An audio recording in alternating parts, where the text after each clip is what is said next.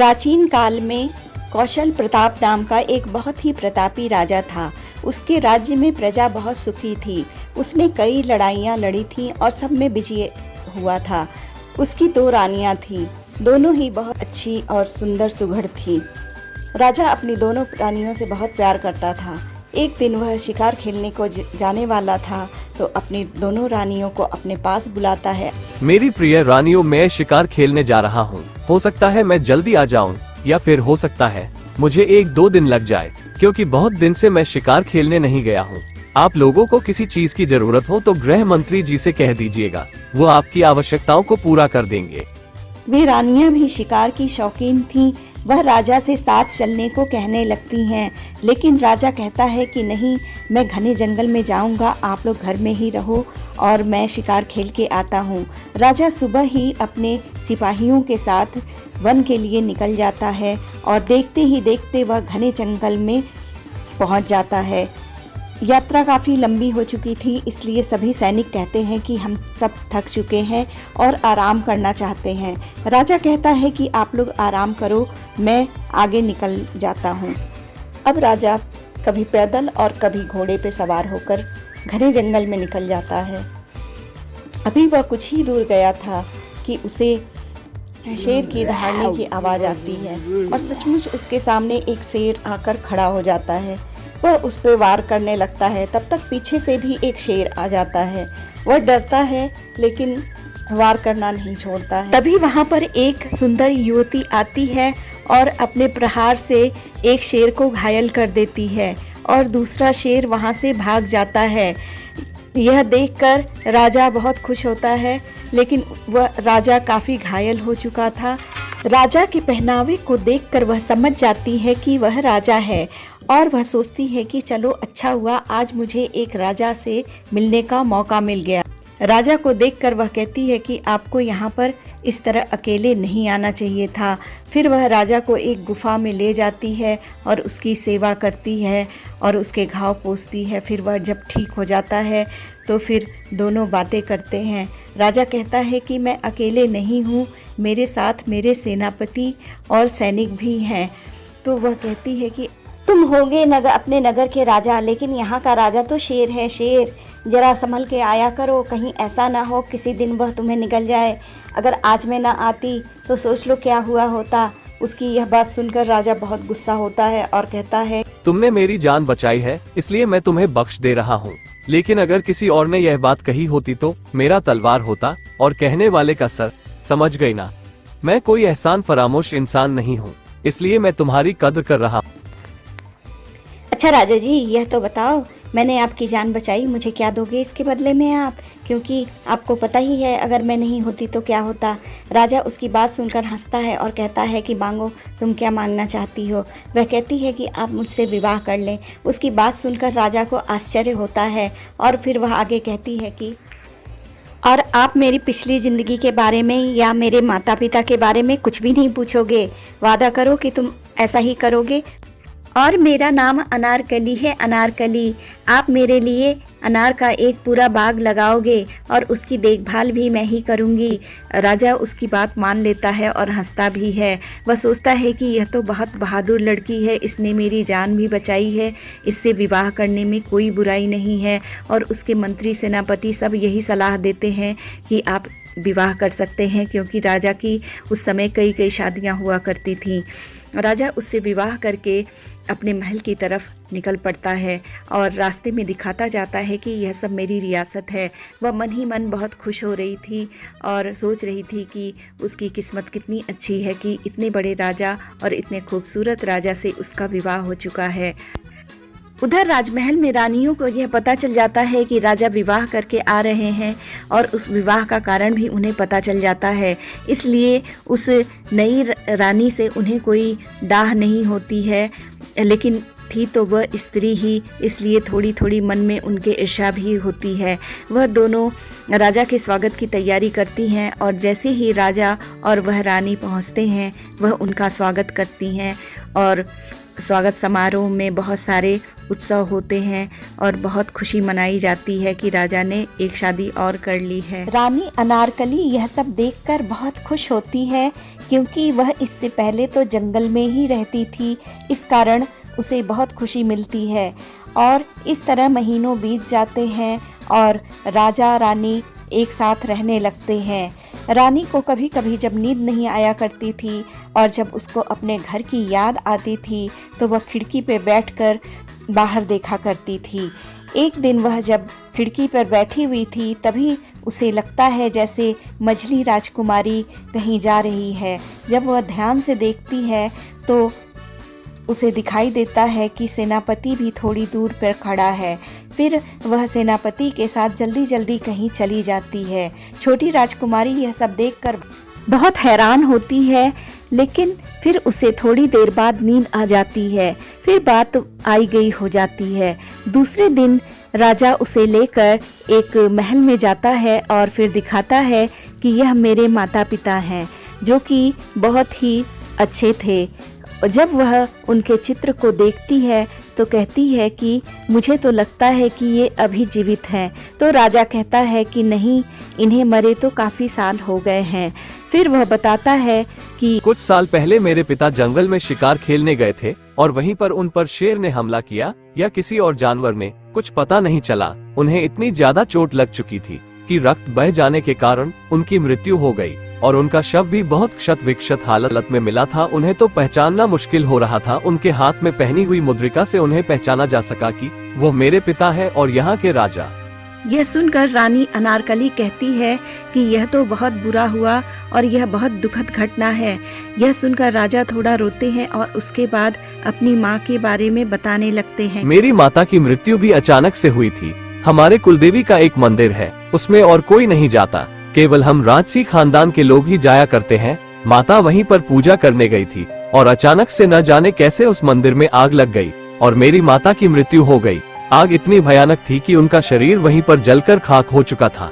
वो तो उनके आभूषणों से हम सब ने पहचाना कि वह हमारी माता है। उनके साथ एक दासी भी थी, लेकिन उसका शव नहीं मिला और न ही वो कभी दिखाई दी। पुजारी भी उसमें जलकर मर गए थे। उनका तो शव मिला, लेकिन वह दासी उसके बाद कभी दिखाई नहीं दी और ना तो उसका शव ही मिला। यह क्या रहस्य है, समझ में नहीं आता। शायद वो दासी डर कर भाग गई हो। इतना कहकर राजा रोने लगता है और रानी भी उसके साथ रोने लगती है। फिर वह दोनों महल आ जाते हैं और महल में आने के बाद राजा को यह शुभ समाचार मिलता है कि उनका बड़ा बेटा, जो कि गुरुकुल की शिक्षा पूरी कर चुका था, वह वापस घर आ रहा है। यह सुनकर राजा बहुत खुश होते हैं। चारों तरफ महल में तैयारियां होने लगती हैं, खुशी का माहौल छा जाता है और रसोई में तरह तरह के व्यंजन बनने लगते हैं। रानी अपने पुत्र के लिए स्वयं ही खड़ी होकर विभिन्न प्रकार के व्यंजन बनवाती है और राजा भी बहुत खुश होते हैं। राजा अपनी नई रानी से कहते हैं कि आप भी जाइए और अपनी जेठानी की मदद कीजिए। वह बड़ी रानी और हमारा पुत्र है और उसकी पसंद जानकर आप भी कुछ सहयोग कीजिए। फिर वह अनारकली रानी जाकर अपनी जेठानी से पूछती हैं कि उन्हें क्या पसंद है, मैं उनके पसंद का कुछ बनाना चाहती हूँ। फिर वह उनकी आज्ञा से गुलाब जामुन बनाती हैं और सभी गुलाब जामुन बहुत ही बेहतरीन बनते हैं। तभी सूचना आती है कि राजकुमार आ गए हैं। चूँकि राजकुमार बहुत दिन बाद आ रहे थे, इसलिए सभी राजकुमार को देखने के लिए दौड़ पड़ते हैं और उन पर पुष्पों की वर्षा होने लगती है। तभी जिस टोकरी में पुष्प रखे हुए थे उसमें से एक नाग गिरकर राजकुमार के पैरों पर गिर जाता है। छोटी राजकुमारी जैसे ही यह देखती है, वह फटाफट उस सांप को उठाकर फेंक देती है। यह देखकर सभी बहुत अचंभित भी होते हैं और सभी छोटी राजकुमारी पर बहुत ही स्नेह करने लगते हैं और उसकी जेठानी जो बड़ी रानी थी वह तो उसे गले से लगाकर बहुत प्यार करती हैं और कहती हैं, आज तुमने मेरे पुत्र की रक्षा की, पहले पति की और अब पुत्र की रक्षा की। बड़ी रानी अनारकली से कहती है कि मैं तो तुम्हारी ऋणी होती जा रही हूँ, न जाने मुझे कभी यह सब चुकाने का मौका मिलेगा भी कि नहीं। पहले तुमने मेरे पति की रक्षा की और अब मेरे बेटे की सर्पों से रक्षा की। तब रानी कहती है कि ऐसी कोई बात नहीं है दीदी, मैं जंगल में पली बढ़ी हूँ ना, इसलिए जब उस दिन राजा को शेरों के बीच घिरे देखा तो मैं उनकी मदद कर पाई, और सर्पों को भी मैंने बचपन से ही देखा है, इसलिए मुझे इनसे कैसे बचना है यह मुझे आता है, इसमें कोई बड़ी बात नहीं है। रानी यह सुनकर बहुत खुश होती है कि यह तो बहुत भली है। राजकुमार के आने से तरह तरह के समारोह मनाए जा रहे थे। महल में बहुत चहल पहल थी। फिर वह अनारकली राजकुमारी राजा से कहती है कि मैं अपने मायके जाना चाहती हूँ और इसका प्रबंध कर दीजिए, और साथ में बहुत सारा अनार भी दे दीजिएगा, क्योंकि बाग में बहुत सारे अनार लग चुके हैं। राजा भी उसे मना नहीं करता है, और वह कुछ पूछ तो सकता नहीं था, क्योंकि उसने पहले ही शर्त रख दी थी कि आप मेरे माता पिता के बारे में कुछ भी नहीं पूछेंगे, और वह अपने मायके चल देती है। रास्ता लंबा था, इसलिए उसे थोड़ी बोरियत भी हो रही थी, लेकिन साथ में दास दासियां थी जो बातें करके उसका मन बहला रही थी। थोड़ी ही देर में वह सब उसके घर पहुंच जाते हैं, और घर के अंदर जाकर वह अपने माता पिता को आवाज़ लगाती है, बापू अम्मा कहाँ हो। फिर वह दोनों जब आते हैं तो उसे देखकर बहुत खुश होते हैं। उसके पिता उसे देखकर कहते हैं कि हमारी बिटिया कितनी सुंदर लग रही है, और उसकी माता कहती है कि हमारी बिटिया तो बिल्कुल रानी लग रही है। तो उसके पिता कहते हैं इसमें लगने वाली क्या बात है, अब तो वह वास्तव में ही रानी बन चुकी है, क्योंकि उसकी शादी एक राजा से हुई है। सभी बहुत प्रसन्न होते हैं। तभी अनारकली अपने पिता से पूछती है कि अब उनकी तबीयत कैसी है। तो उसके पिता कहते हैं कि उनके स्वास्थ्य में बहुत सुधार हो रहा है, अब तो वह उठ के बैठती भी हैं और अपने आप जूस भी पी लेती हैं। फिर उसके पिता पूछते हैं कि अनार ख़त्म हो रहे हैं, क्या तुमने कुछ प्रबंध किया। वह कहती है कि हाँ, मैं अपने साथ बहुत सारा अनार लाई हूँ बापू, और अब अनार की कमी नहीं होगी, क्योंकि बाग में बहुत सारे अनार लग चुके हैं, और मैं समय समय पर आपके पास अनार भिजवा दिया करूँगी। फिर रानी अनारकली दूसरे कमरे में जाती है, जहाँ पर एक वृद्ध महिला सो रही थी। यह वृद्ध महिला और कोई नहीं, राजमाता ही थी। वह जाकर उन्हें प्रणाम करती है, तो उनकी आहट सुनकर वह उठकर बैठ जाती हैं और कहती हैं, बिटिया कैसी हो। तो वह कहती है, आप बताइए आप कैसी हैं, मैंने सुना है आपके स्वास्थ्य में काफ़ी सुधार हो रहा है। वह कहती हैं कि हाँ, मैं पहले से अब बहुत बेहतर महसूस कर रही हूँ, लेकिन मेरा जी कहीं नहीं लगता। वह कहती है कि हाँ, इतने सुंदर परिवार से बिछड़ने के बाद आपका जी लग भी कैसे सकता है। फिर वह कहती हैं कि मेरे बच्चे कैसे हैं। तो वह कहती हैं कि आपके पोते गुरुकुल की शिक्षा पूरी करके आए हैं, और आपके बेटे और आपकी बहुएं सभी बहुत अच्छे से हैं, लेकिन सभी आपको याद करते हैं और रोते भी हैं। यह सुनकर राजमाता भी रोने लगती हैं, और फिर तभी वहाँ वैद्य जी आते हैं जो राजमाता का इलाज कर रहे थे। अनारकली रानी उनसे पूछती हैं कि अब इनका स्वास्थ्य कैसा है। तो वह बताते हैं कि अब यह पहले से बहुत ठीक है, लेकिन कोई चिंता इन्हें खाए जा रही है। वह कहते हैं कि अगर यह अपना समय पर दवाइयाँ लेती रहेंगी और अनार का जूस पीती रहेंगी तो इनके स्वास्थ्य में काफ़ी सुधार होता रहेगा, क्योंकि इनका खून बहुत कम हो चुका है। अनारकली रानी राजमाता से कहती हैं कि मैंने महल में एक बहुत अजीब चीज़ देखी है। वह यह कि कभी कभी मैंने सेनापति को मझली रानी के साथ देखा है कि दोनों अंधेरे में कहीं बाग की तरफ जाते हुए दिखाई देते हैं।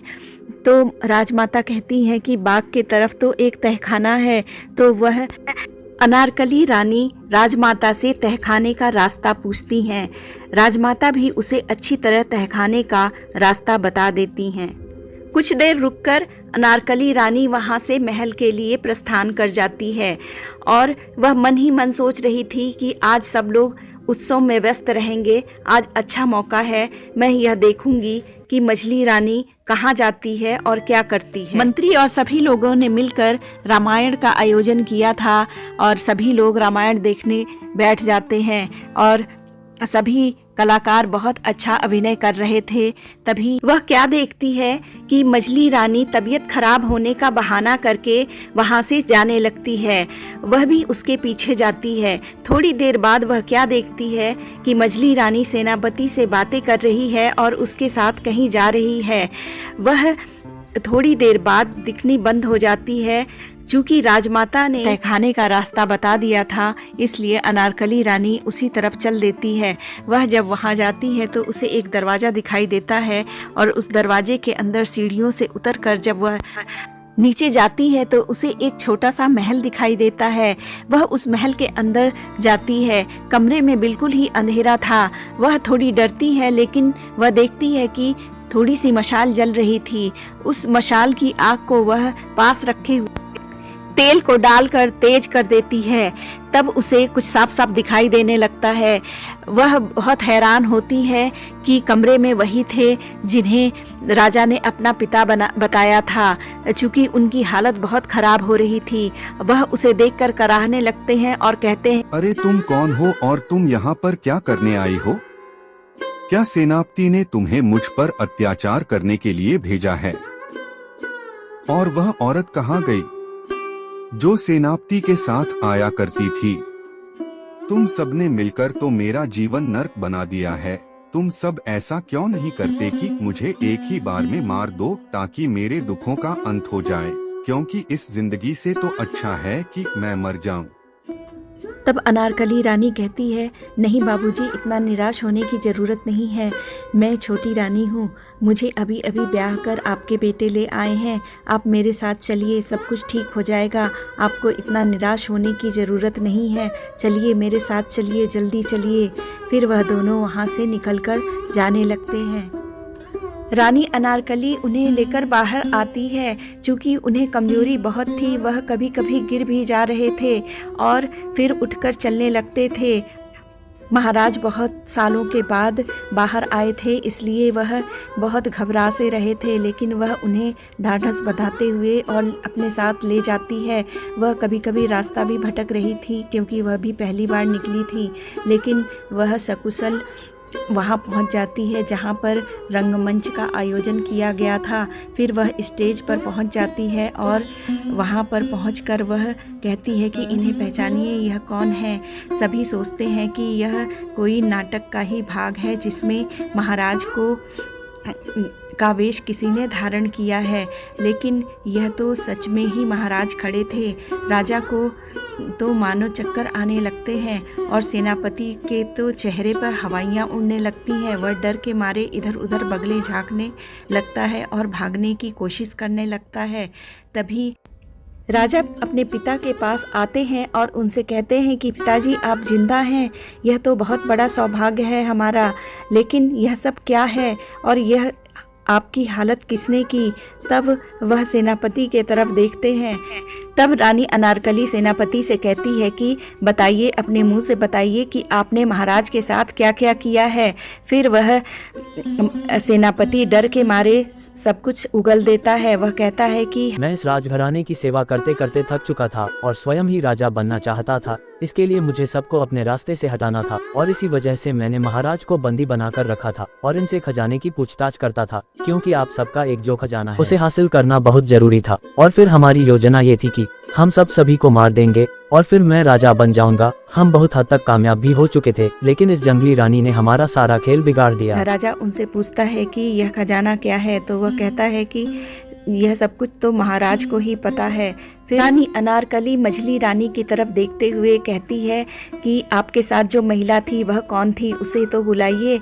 फिर वह मछली रानी की नौकरानी को बुलाता है और वह कहता है, जो महिला मेरा साथ दे रही थी वह मछली रानी की नौकरानी है। हम दोनों एक दूसरे से प्यार करते थे और राजा बनने के बाद मैं उसे अपनी रानी बना लेता। हमारी यही योजना थी। वह रानी के खाने में नींद की दवा मिलाकर उन्हें देती थी जब वह सो जाया करती थी। तब उनके वस्त्र पहनकर उनके जैसा ही श्रृंगार करके मुझसे मिलने आती थी, ताकि किसी को अगर वह दिखाई भी दे तो उसे मछली रानी समझकर कोई उस पर हमला न करे या शक न करें। इसलिए वह मछली रानी के वस्त्र आभूषण धारण कर लिया करती थी और मुझसे मिलने आया करती थी। तुम लोगों ने मिलकर मेरे पिता पर बहुत अत्याचार किया। तुम्हें ये सब करते शर्म भी नहीं आई। मेरे पिता ने तुम लोगों के पिता माता को शरण दी थी, तुम्हें ये भी याद नहीं रहा। अपने लालच और महत्वाकांक्षा में इतने ज्यादा आगे बढ़ गए कि तुमने उन्हीं को खत्म करना चाहा जिनके प्रति तुम्हें निष्ठावान रहना चाहिए था। अब देखना मैं तुम दोनों के साथ क्या करता हूँ। रानी अनारकली कहती है कि नहीं, अभी तो एक खेल और बाकी है। सेनापति जी, आप ही बताइए कि आपने राजमाता का क्या किया, उन्हें कैसे खत्म किया। तब वह कहते हैं कि वह तो मंदिर में पूजा करने के लिए गई थी और मंदिर में आग लग जाने के कारण वह जलकर मृत्यु को प्राप्त हो गई थी। तो रानी अनारकली कहती है कि नहीं राजा साहब, वह तो आपकी माता जी अभी भी जिंदा हैं और वह मेरे घर पे हैं। फिर वह पूरी कहानी बताती है कि राजमाता मंदिर में जाया करती थी। वह मंदिर बहुत एकांत में था। फिर सेनापति और उसकी साथ वह औरत मिलकर दोनों ने यह योजना बनाई कि राजमाता को मंदिर में जला दिया जाए। लेकिन राजमाता की नौकरानी ने यह सब सुन लिया था। वह अपने वस्त्र राजमाता को पहनाती है और फिर राजमाता के कपड़े और गहने पहनकर वहीं पूजा करने लगती है और राजमाता को पीछे के दरवाजे से जंगल में भेज देती है।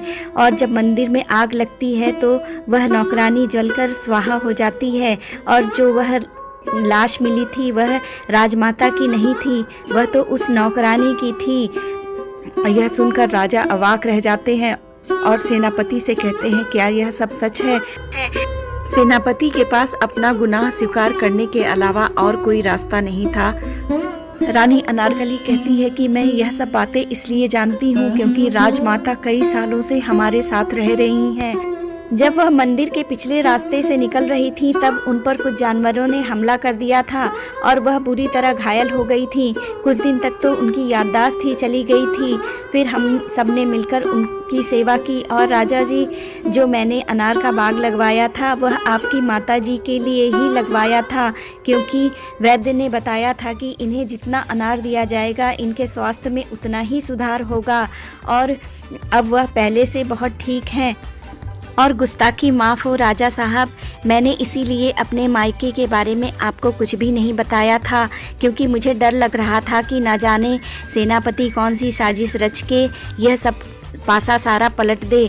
मैं सब कुछ अपने हिसाब से करना चाहती थी और आप सब लोग मिलकर अपनी रानी माँ से मिल सकते हैं। फिर वह रानी अनारकली राजा से कहती है कि मैं माता दुर्गा के आशीर्वाद से पैदा हुई एक दिव्य कन्या हूँ। मुझे आपके माता पिता ने बहुत पहले शिकार खेलते हुए पाया था और मेरे जो अभी माता पिता हैं उन लोगों को दिया था कि इसे पाल पोस कर बड़ा करो और तभी से वह मेरे माता पिता हैं।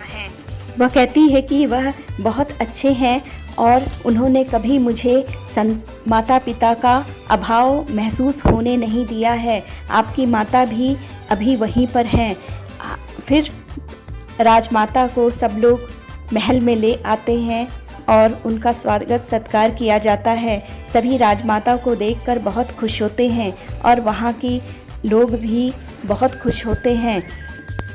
राजा उस सेनापति को बुलाता है और उसके हाथ पैर कटवाकर कारागार में डाल देता है और मझली रानी की जो नौकरानी थी राजा उसके भी हाथ काटकर कारागार में डाल देता है। अनारकली राजकुमारी मझली रानी और राजा से कहती है कि अच्छा हुआ इस बात का खुलासा हो गया, नहीं तो मैं तो समझ रही थी कि मझली रानी ही सेनापति से मिलने जाती है। यह सुनकर मझली रानी थोड़ी नाराज़ सी होने लगती है। तब अनारकली रानी मझली रानी से माफ़ी मांगते हुए कहती है कि दीदी मुझे माफ़ कर दो। चूँकि अनारकली रानी ने इन सभी बातों का खुलासा किया था और उनके माता पिता भी अनारकली रानी की वजह से ही मिले थे, इसलिए राजा उससे बहुत ही प्रसन्न थे। वह कहते हैं कि मझली रानी, मैं भी आपसे माफ़ी मांगता हूँ कि आप पर इस तरह का शक किया गया। इन सब बातों को सुनकर मझली रानी बनावटी गुस्सा दिखाती है। फिर वह कहती है कि मैं नाराज उस दासी से हूँ जिसने मेरे स्नेह का गलत फ़ायदा उठाया। मैं उसे अपनी बहन से भी ज़्यादा प्यार करती थी, लेकिन उसने मुझे धोखा दिया। लेकिन कोई बात नहीं, अब सारी गलतफहमियाँ दूर हो गई हैं और हमें महाराज और राजमाता का भी प्यार मिलेगा। यह एक बहुत बड़ी उपलब्धि है कि वह दोनों जीवित हैं। अब हम सब एक साथ ही रहेंगे। फिर वह पूरा राज परिवार एक साथ खुशी खुशी रहने लगता है। वह राजा अपने बेटे का विवाह अपने मित्र के बेटी से करता है, जो कि पड़ोसी राज्य में ही रहता था। सभी विवाह में आते हैं और राजा को उसके माता पिता के मिलने की भी बधाई देते हैं। सभी मिलकर कहते हैं कि यह बहुत ही खुशहाल परिवार है। विवाह के दूसरे दिन राजमाता के कहने पर सभी लोग माँ दुर्गा के मंदिर जाते हैं और उनकी पूजा अर्चना करते हैं। तो चलो भक्तों, हम लोग भी माँ दुर्गा को नमन करते हैं। या देवी सर्वभूतेषु शक्तिरूपेण संस्थिता नमस्तस्यै नमस्तस्यै नमस्तस्यै नमो नमः।